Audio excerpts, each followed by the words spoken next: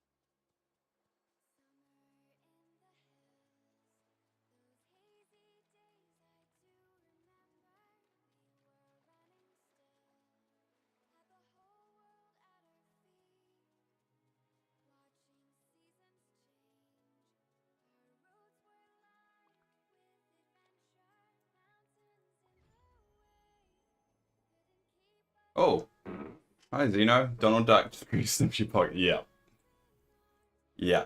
He is rather creepy, and I don't really want to follow me, but he's the only one that can help me with fishing right now. He doesn't rage out when he follows you though. See, at least that's something.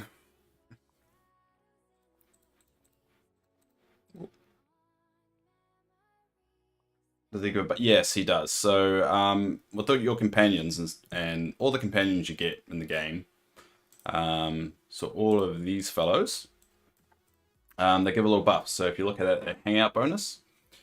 So you have five. I think you have mining, digging, and fishing, foraging, and gardening. And so the higher level that the character is, the more of a buff you get. So the buff isn't that amazing, but it's still good. So once in a while, they'll give you an extra of whatever you just did. So he gives a buff for fishing. So once in a while, he'll give me an extra fish that I catch. And the higher level, basically the higher chance of him doing that. I'll try and prove it actually. Let's go here. So I'm trying to do a trick. So in this game, because it's in early access, there's what we call, the community call a hidden item limit. So even though, and this actually will be a little bit higher, this is your unique item limit. So you only can get up to this many, and I went a little bit over because of random spawns, but you only can get this many unique items. But you can make duplicates of an item. And apparently there's a behind the scenes kind of limit at the moment to around about 2,000 or 3,000 items. So the problem is I'm moving all my storage stuff outside and it's taking up a lot of space. So I've reached that hidden item limit and I can't put any more items down. So, but what I've done is worked out a system where if I catch something, he will randomly throw it on the ground like that. And it means I can then move it.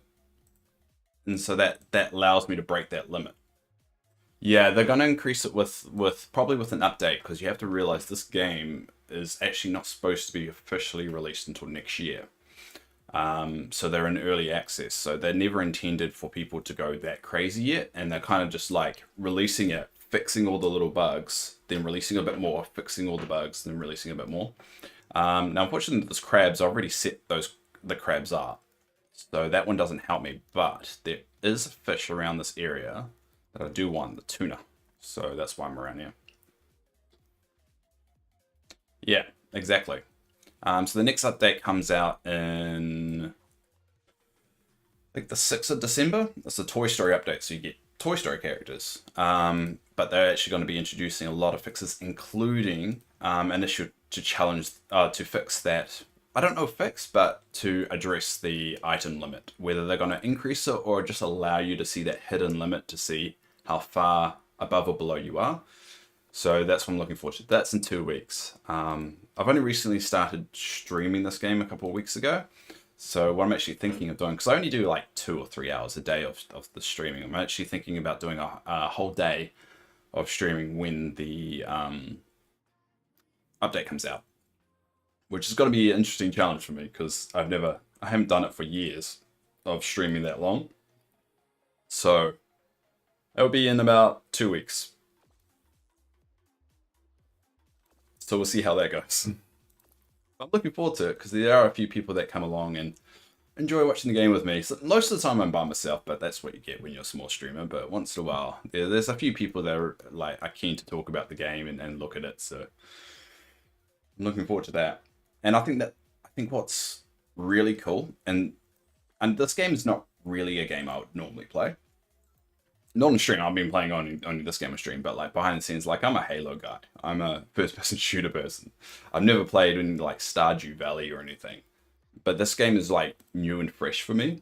And I've never I've never started an early access game, enjoyed it this much, and been around for all the updates. Like all the new updates that really changed the game completely, how to play it. Like the last update they had, the Scar update as they call it. Everyone thought it was just a character, but they actually introduced a couple more items, and I'll see if I can show you. I know you might not care, but I'm gonna show you anyway.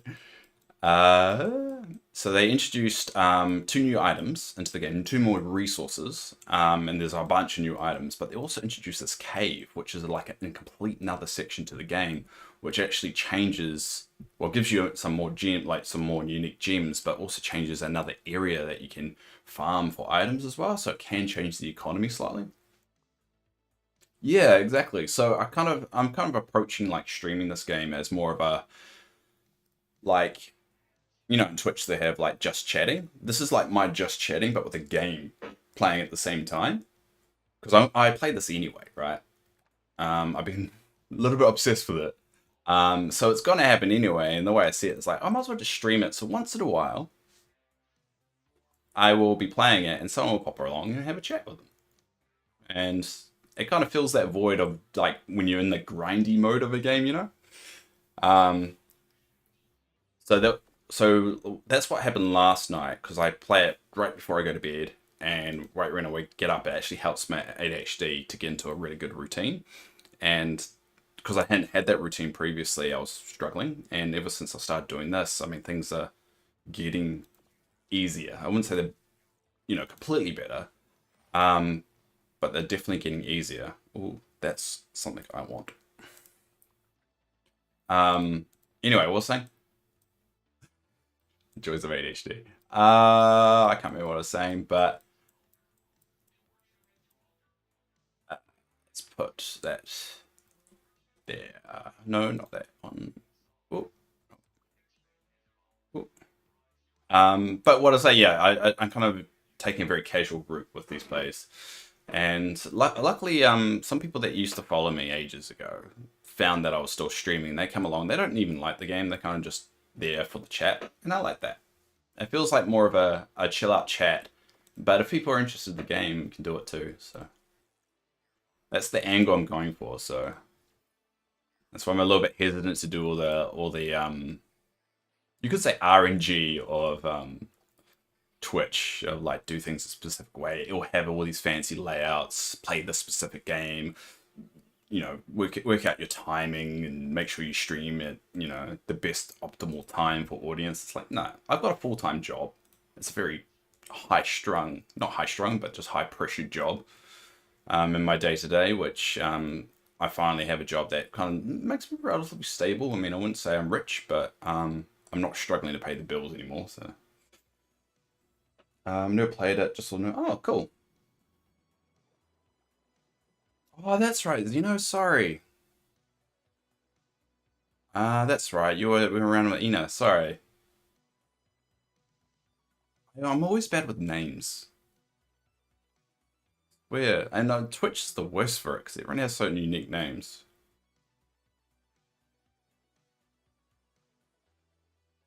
Sorry, mate. I do remember you now. Anori, yeah, that's right, Anori. I'm sorry, dude. I feel like a jerk. I have to remember because, yeah, I always knew you as Anori. I have to remember you as Xeno. I mean, there's not like a lot of Xenos that come to my stream, so. I'm just a horrible individual, I know. Because I think I've told you that story already.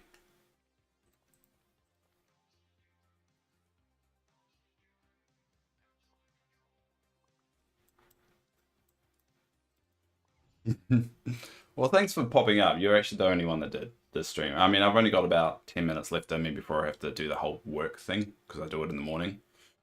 But I do appreciate it. It does feel a little bit better when someone pops along and like, hey, you do exist. Yeah. Yeah, I know it sucks, eh? I've got a long-term relationship as well. 3 years. I'm moving towards the fourth. Um, but she's been real supportive of what I'm doing. I think because she's got ADHD too.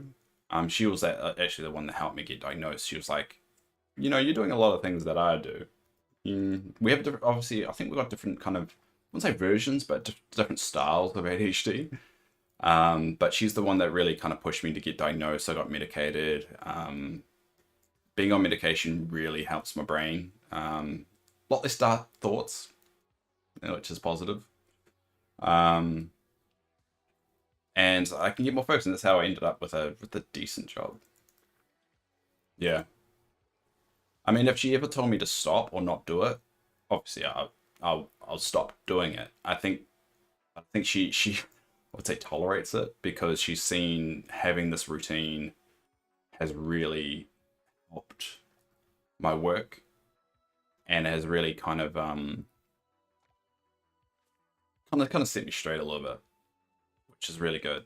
Um, because I work from home a lot now, which is like a huge joy for me, like working from home, and it allows me to not spend so much time traveling and all that fun stuff that you do when you have to go to an office. So she wants me to like be at home and stuff, but she kind of over here. Sometimes I just locked in this little office here doing my work, and I never see her, and it kind of sucks. But also, it's she overhears a lot of those conversations, you know. Um, doesn't know what any of them mean, but does overhear them. Um, and she gets how stressful it is, so um, she likes to have some kind of outlet for it. Which, yeah, ever since I started streaming again and doing YouTube stuff again, has really helped dramatically, and I'm really happy. So that's why I want to keep it up. I don't want to set a schedule because I do want to like go, all right, I just won't stream for an hour, but it's always like an hour at least at the end of the day. Um, and if I'm working from home, an hour before I start work. And that really helps my brain kind of get right. I don't need it when I'm going to work because I walk to work, and that's like a 45-minute walk just to keep fit. You know, if you're stuck at home working, you're typically not going out as much. Um, and that kind of helps my brain kind of wake up because I listen to a podcast or something. But I think at home I don't have that, so I'm a lot more groggy, a lot more kind of still booting up. And that's probably a lot more information that you're looking for, but I just ended up. Now that I've embraced the ADHD and the talking, you'll get that a lot from me. Believe it or not, I'm medicated now.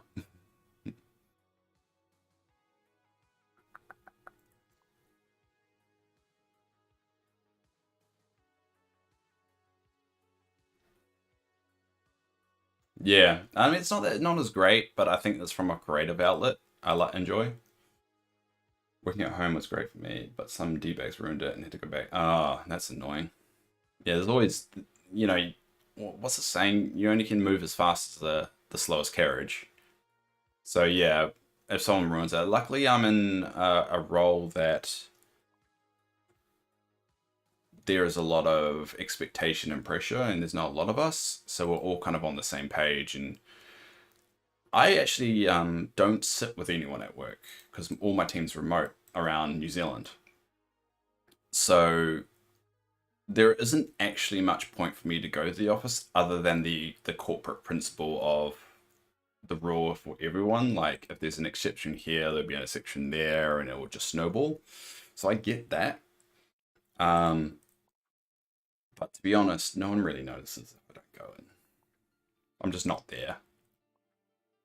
Yeah, the tards were posting social media of them working from camp or sending peach pics instead of firing them. Oh yeah.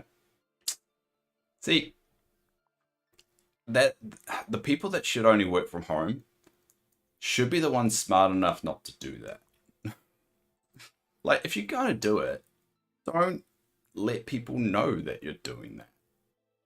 I mean, there's a reason why you're posting about it. It's because you know you shouldn't be posting about it.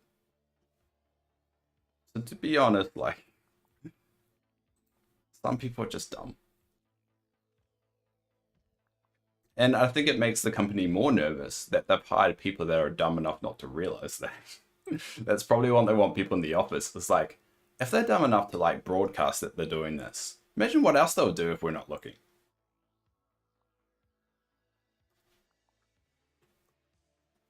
Yeah, extremely dumb. So they just ruin their own party because they just weren't enough to realize it would ruin their own party, and then it probably makes the company extremely nervous. I know personally I would be. If someone was going around bragging about how they didn't need to go to the office and stuff, they'd be like, then come in the office, otherwise I'm not going to give you money. I mean, you work for me. Like, I'm giving you this money to obey these rules during this time. That's the contract we've come up with. So you're not following that.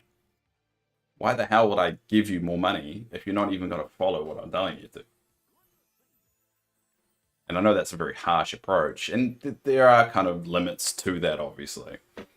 But a simple case of, I just need you to be focused at work so I can get the most bang for my buck makes sense.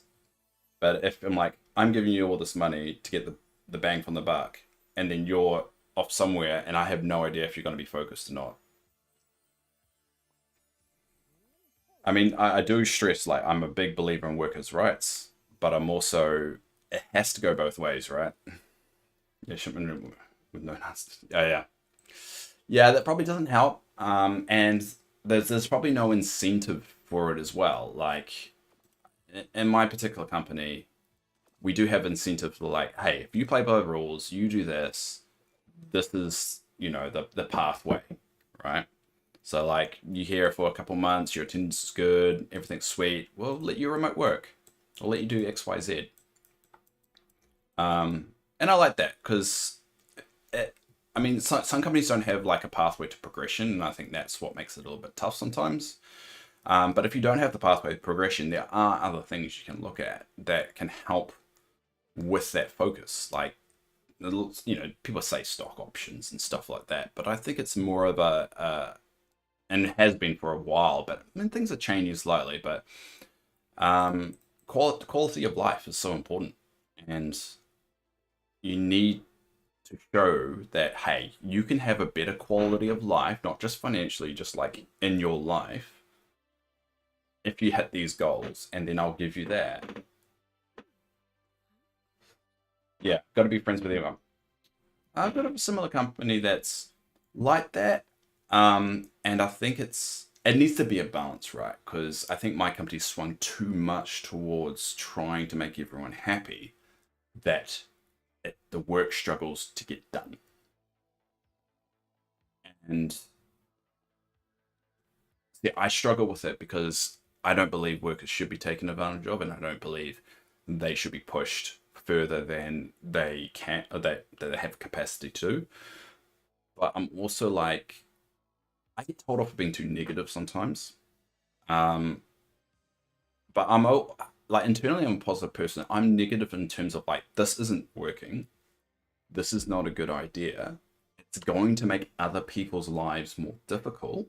We shouldn't do this. Instead, from their perspective, work, like, my role is restricting them from their people doing what they want or how they want to do it. And that's where the perspectives kind of get, destroyed, really. Part of the problem with the industry is they don't want the competition to have our people. So that's the problem. Um, the the only way, the best way of keeping people is to make them want to work for you, but also give them respect. And that respect is the reason why people want to work for you. I mean, obviously, you need to like a good product, or like, someone like people can say in public, like, I work for blah blah, and they're like, oh, that's cool. You still want that, but you also want a like job. Like, if it's one of those industry that there's not a lot of like shininess to it, it's like garbage collecting. Let's just throw that out. If it's garbage collecting, no one's going to see that as like a wow, cool, whatever. But if you're able to go, yeah, it's not the greatest job, but they give me X, Y, Z, and they'll let me do X, Y, Z, and they're not too fussed about me working all the hours as long as I just get the job done. Little things like that. Petroleum, the petroleum industry. If they get fired, they go to the few. Yeah, that's a tricky one. But it's also an evolving industry at the moment. Um, you, you know, petroleum is going down. So they will have a problem with knowledge. I reckon there's going to be a huge gap for them. They're going to start having those holes in their workforce because everyone's just going to leave and go to an industry that's growing rather than shrinking. I can't see the petroleum industry as much as the profits are showing it. Everyone's going in the other direction, and just because the momentum isn't that way at the moment, or it's not as great at the moment, everyone's talking about it. It's not like it's going away. I mean, whenever you talk about a new petroleum thing, like it's an oil rig or anything, people aren't happy about it. And I don't know if that's an industry you have much of an incentive to stay in, you know? So the minute you get, you know, and I get that's why they're probably like trying to keep everyone around and happy. But that's a double-edged sword because you're not fixing the problem, and you're actually going to make it worse because, yes, you may, from a business point of view, be doing well, but if your internals aren't working efficiently or honorably, um, the collapse is going to be harder for you. It's going to be more harsher too because people will leave in droves. Look at Twitter. I mean, you don't treat your people right in an industry, and Twitter wasn't great before Elon came along.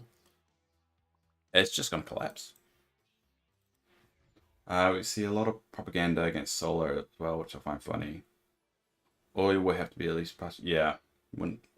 Well, I mean, in New Zealand, I think we've hit 100% capacity in terms of renewables now. So, like, all our power is generated by renewables. We do have some coal power plants, I think, as backups, for seasons where you can't. But I mean, the petroleum industry will look at us and go, "All right, the only profit here now is cars." And then the government comes out with an incentive program that you get like 10,000 or something off, like a rebate if you buy an electric car or electric ute.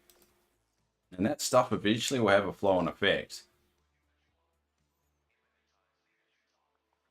So, I mean, to be honest, the petroleum industry, the ones in the petroleum industry, like Shell and that, should be moving to renewables like now. They've got a lot of profit and they should be investing every dime and cent into it. I mean, hell, they could even develop technology to send a satellite up to gain that energy. They should become more energy companies than, petrol supply companies. And but the problem is they're going to be so behind the ball. I know they have done some, but they should be leading this charge. They should want to be at the forefront. They should be buying up all these companies and just leading at the forefront.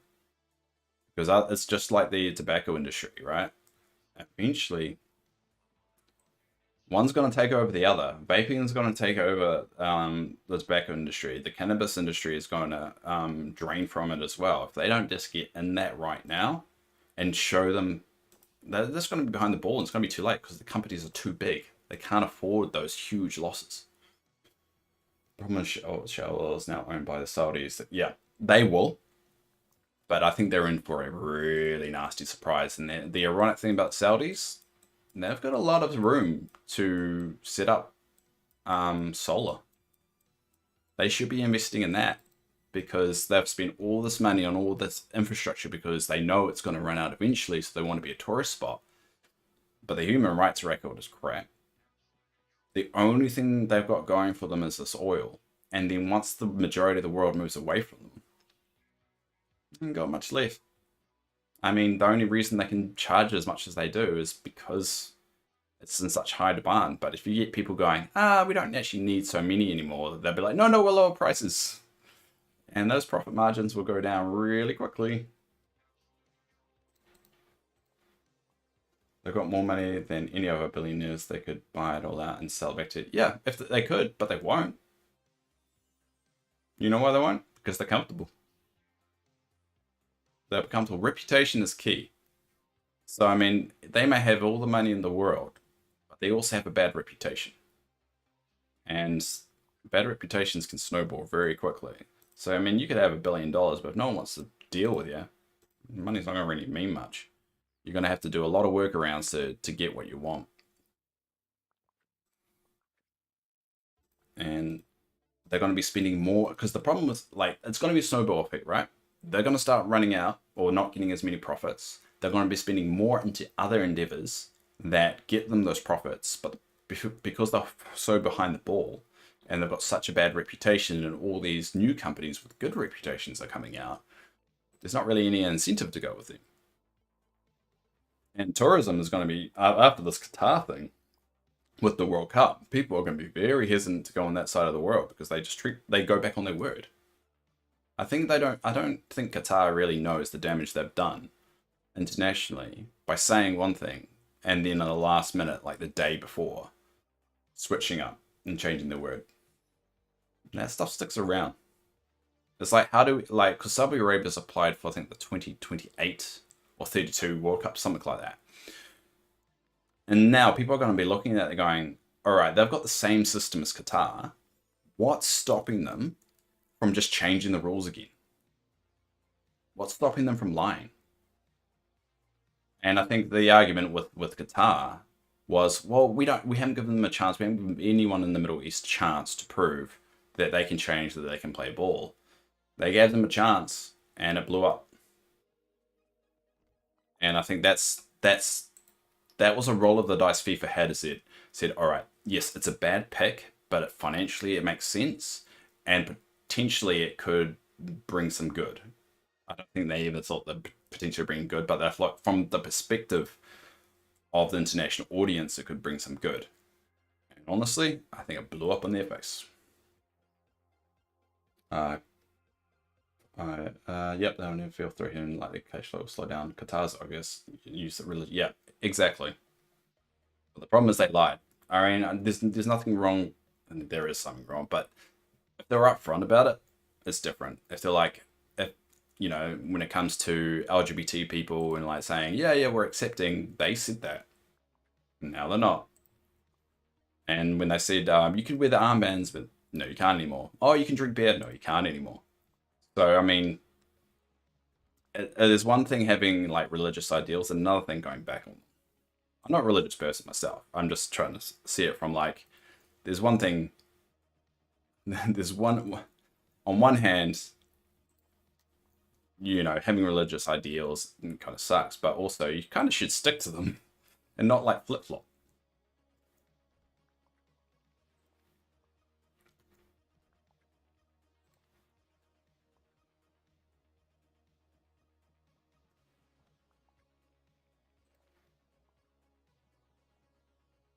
Bait and switch, yeah, exactly, exactly, and it doesn't bode well for people around them that run under a similar system, like Saudis, because I mean they just beat, who did they just beat? They just beat a big country in the World Cup too, and I reckon they're going to try and use that as a launching pad to say, hey, that's why we should have the World Cup. But after this Qatar stuff, there's no way FIFA would do it. No way. If they do, I think they will possibly collapse FIFA after this. Yeah, I think it was. Yeah, you're right. I think it was Argentina. Um, I'm a bit of sports nut sometimes. I do watch my sport. We've only got one professional football team in New Zealand, called the Wellington Phoenix, and so I get to go to their games once in a while. It's hard because I like video games and I like sport, so you never really get to talk about both of them unless you're playing FIFA. And I don't really like FIFA. I think they're an evil corporation and organization. I do like the concept. I mean, the concept is good of like everyone playing by the same rules under the same banner, and everyone has the chance of getting to the World Cup. I love that. I don't love all the corruption bullshit. And also how the confederations are set up. Like, if you looked at FIFA confederations, if you're ever interested, Oceania, the region New Zealand's in, at the moment in the current setup, we've got a zero, like, they open slots up for every confederation, right? So every confederation gets 1, 2, or 3 slots. Oceania, our confederations get 0.5 of a slot. And there's only like 7 confederations. So we have to win against all the nations in our confederate and then have a playoff against one of the 4th place random confederate around the world. So we always lose out, like every time. because the fourth place of whatever confederate could be like it was. I think we played Peru. It was South America, a South American country. So the fourth place South American football nation is way better than New Zealand when it comes to football. They're obsessed with it over there. There's no way we're going to get in. We're getting better because we only got the first professional football team like 10 years ago, so it's really new. But I think a lot of people say, "Oh, it's just sport. It doesn't really." I think that I love sport because there's no way to predict it most of the time. There's no way to predict it. Anything could happen. So like your best player on the team could just like move the wrong way, and it's just a completely changed game. And also just the politics around it are just insane. Like you can see that from the commentators are talking about the game, how serious they take it, and just knowing that like they have no idea what's going to happen. You have no idea what's going to happen, and a lot of it's bullshit. Don't even get started on cricket. Oh, that cricket organization is getting on like it's getting to the point where it's hard to tell who's worse, FIFA or the International Cricket Board. Like the International Cricket Board or IBC, I think it's called IBC. Is just as bad. Like I think there's something on Netflix about it, of how corrupt they are. I didn't know cricket was still, but yeah, it's huge. It's huge. It's like you say. I know you're saying that like not in jest, but like you're saying that because maybe you legitimately don't. Cricket's more popular than any sport that other than football. In terms of numbers, in terms of how many people watch and bet on it and play it, it's bigger than football. But that's only because they're probably you don't like. It's mainly India, right? It's pretty much the national sport in India, and India has over 1 billion people. So more people watch cricket than American football, easy. But that's not saying much because like only Americans watch American football. But you know what I mean. Like it's way more popular than pretty much any American sport. You just don't hear about it obviously because one is in a different language in a different country, um, and Americans don't really care about that sport. That's pretty crazy when you think about it. All right, I'm gonna have to. All right, I'm gonna finish doing this, and then I'm gonna wind up and go to work because I've already delayed it by like 10 minutes, and I'm really just stalling at this point. Yeah, I never hear anything about. Yeah, exactly. Um, which is kind of crazy when you think about it, because if you add America into the mix of those other sports that aren't those three, that sport would take off. Like, I don't think they realize that the reason why no one really likes American sport is because it takes ages to do anything. And people like say, "Oh, well, what about cricket? It's boring." They don't stop playing cricket, right? They don't like the game of cricket. Everyone says it's so boring for anything to happen. Yeah, but football always has these pauses and breaks in the play. Cricket, they're always like going. There's actually a time limit of how quickly they have to go with the game. So there's not huge stoppages unless it's like halftime or drinks. There's always like someone coming out, throwing the ball, hitting it, someone's trying to catch it, throwing it back to the bowler. He's walking back to run up again. It's like always go. Yeah, exactly. And like American football is like 3 hours plus, I think, for a full game to be played. Cricket, and I hear this from Americans all the time. It's so boring and long. There is the most popular version of cricket is shorter than a game of football, American football. And the problem is they always use this argument that cricket's so boring, it's so long. But I'm sorry, American football is longer. I thought no, there's different versions of cricket, and they've kind of changed the formats over the years. But the most there's T20 cricket, there's 1 day cricket, and then there's Test match cricket. So Test match cricket is like 5 days of cricket. So that's like the old school, how the game started. They still play it, but it's just not as that popular. One day cricket is they do something called overs. So think about a pitch, I guess in baseball. An over is 6 balls. So 6 pitches. So 6 of 50. 50 overs each. So that's a bit longer, and that's why they call it a one dayer, because it takes 1 day to play. T20 cricket is 20 overs, so it's a lot quicker, and that's the most popular form of the game. And that's what's huge in India.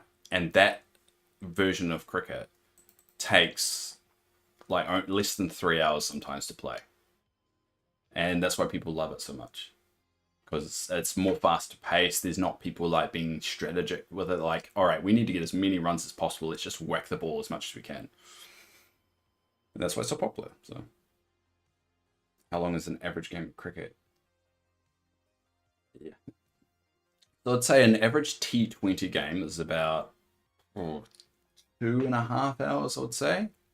It depends on the speed of it, right? Because it's really up to the opposing team how quickly they do things, but they are encouraged to speed it up.